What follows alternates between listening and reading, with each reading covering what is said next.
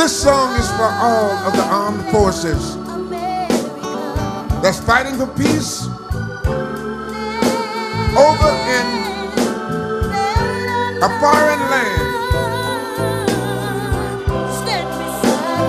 fighting to preserve the peace for you and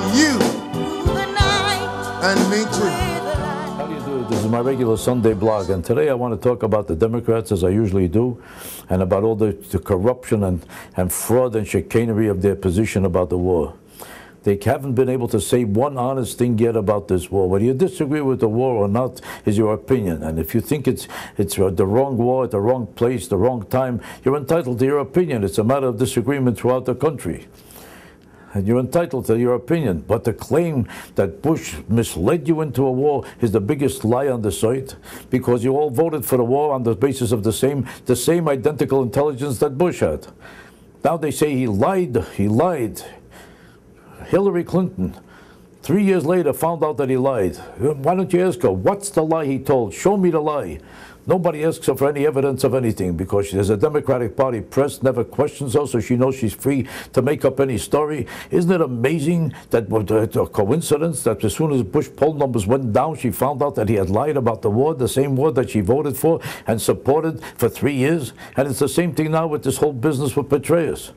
The Democratic Party people voted unanimously, after listening to Petraeus at a hearing, to vote for him because they felt he's the best, the brightest, the sharpest, the smartest, and he's the perfect guy to lead us out of the morass and the problems in Iraq. So they voted for him because of their confidence in him unanimously. And then, as soon as they voted for him, they started to figure out how they could betray him, betray the war, betray the mission, and betray the whole point and the purpose of why they put him in the job in the first place. It's as if I gave you a job. I gave you any kind of a job. Here, run this restaurant.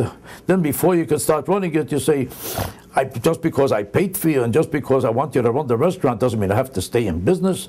I paid for you to run the restaurant because you're the best. But who wants a restaurant? I never wanted it in the first place.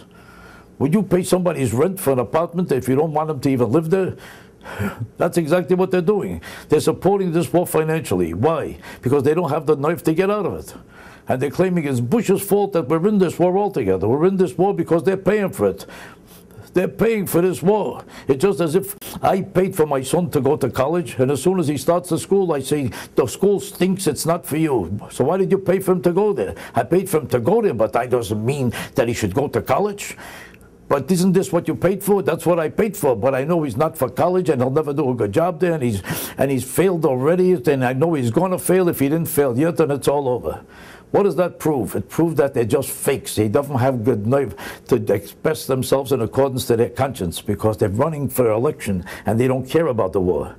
If they didn't believe in Petraeus' mission when they voted him into that job, what right did they have to send him on that job in the first place? They felt it's a failure the day after they put him in the job.